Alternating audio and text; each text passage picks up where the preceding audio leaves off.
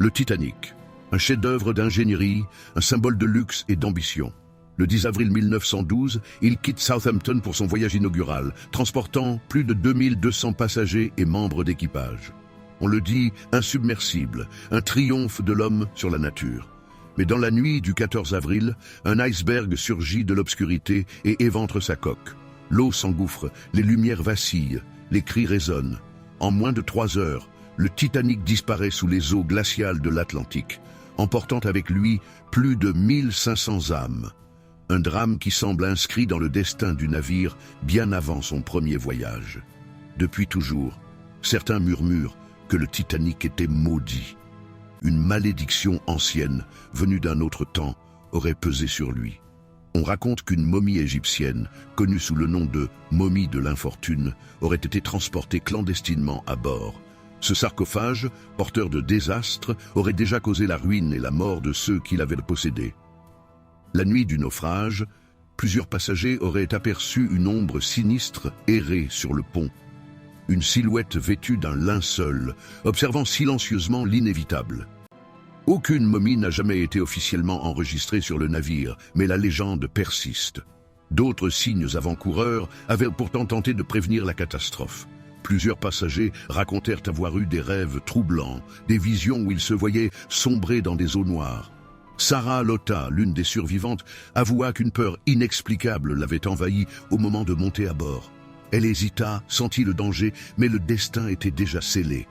Plus troublant encore, en 1898, l'écrivain Morgan Robertson publia Futility, un roman décrivant le naufrage d'un paquebot nommé Titan, insubmersible, coulant après avoir percuté un iceberg. Son récit était presque une prophétie. Trop précis, trop similaire. Comment un simple écrivain aurait-il pu anticiper une tragédie si réelle, 14 ans avant qu'elle ne se produise?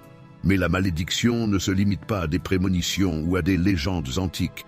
Certains affirment que l'orgueil des hommes fut lui-même un appel au malheur. Le Titanic était une prouesse technologique, un défi lancé aux éléments. Même Dieu ne pourrait couler ce navire, aurait-on entendu dire. Une arrogance fatale. La compagnie White Star Line réduisit même le nombre de canaux de sauvetage pour préserver l'esthétique des ponts. Était-ce là le véritable péché du Titanic? Une offense aux lois de l'univers, un excès de confiance puni par une force plus grande encore?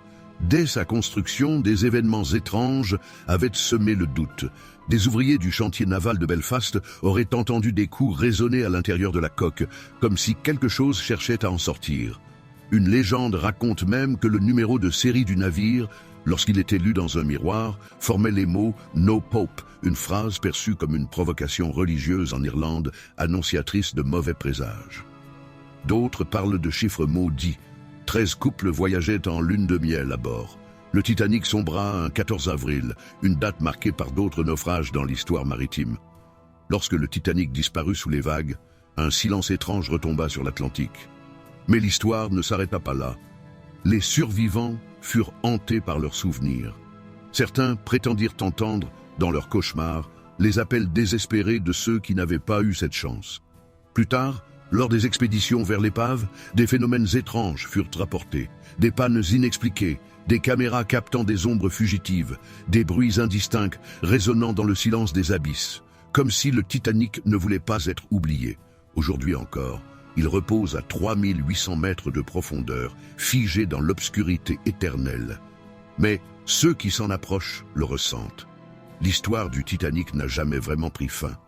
Malédiction, avertissement ou simple enchaînement de coïncidences. Une seule chose est sûre, plus d'un siècle après sa disparition, le mystère demeure.